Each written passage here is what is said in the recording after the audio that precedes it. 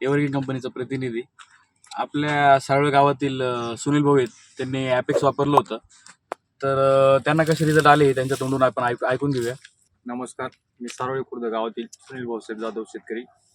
मी माझ्या सुधागरच्या प्लॉटला 15व्या दिवशी ॲपेक्स ॲग्रोमॅक्स कंपनीचं ॲपेक्स वापरलं होतं माल जिरू नये म्हणून. तर मला या ॲपेक्सचे रिझल्ट खूप उत्कृष्ट आले. तर मी बाकी शेतकऱ्यांना पण आवाहन करतो की त्यांनी पण एक जिरण्याच्या कंडिशनमध्ये द्राक्ष बागेला ॲपेक्स वापरा.